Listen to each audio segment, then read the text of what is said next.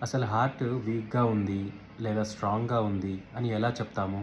Ejection fraction అంటే మీ heart ప్రతి heart బీట్‌కి ఎంత బ్లడ్ మీ బాడీకి సరఫరా చేస్తుంది అని తెలుసుకోవడం. ఈ ఎజెక్షన్ ఫ్రాక్షన్ మనము 2D ఎకోగ్రామ్ ద్వారా తెలుసుకోవచ్చు.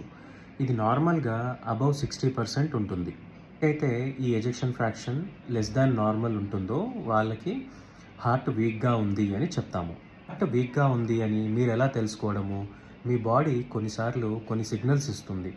మీరు ఏదైనా పని చేస్తుంటే ఆయాసపడడము, లేదా ఫ్లాట్‌గా పడుకున్నప్పుడు ఆయాసం పెరిగి మళ్ళీ మీరు కూర్చున్నప్పుడు ఆయాసము తగ్గడము, కాళ్ళ వాపులు రావడము, మీరేదైనా చిన్న పని చేయగానే అలసట పడిపోవడము. హార్ట్ వీక్‌గా ఉన్నప్పుడు బాడీకి తగినంత రక్త సరఫరా జరగకపోవడం వల్ల మరియు ఆక్సిజన్ సప్లై అనేది తక్కువ అవ్వడం వల్ల ఈ సిమ్టమ్స్ అన్నీ వస్తుంటాయి. ఇలా ఈ ఎజెక్షన్ ఫ్రాక్షన్ తగ్గడానికి మనకు చాలా కారణాలున్నాయి.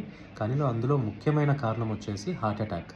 ఇలా హార్ట్ వీక్‌గా ఉండి ఎజెక్షన్ ఫ్రాక్షన్ తక్కువ ఉన్న వాళ్ళకి మనము అడ్వాన్స్డ్ మెడికల్ థెరపీ యూజ్ చేసి ఎజెక్షన్ ఫ్రాక్షన్‌ని పెంచడానికి ట్రై చేస్తాము. పేషెంట్స్ చాలామందికి ఈ ఎజెక్షన్ ఫ్రాక్షన్ పెరిగి నార్మల్ లెవెల్‌కి కూడా రీచ్ అయింది. ఫెయిల్యూర్ గురించి మీకు ఏమైనా డౌట్స్ ఉంటే కామెంట్‌లో మెన్షన్ చేయండి. Thank you.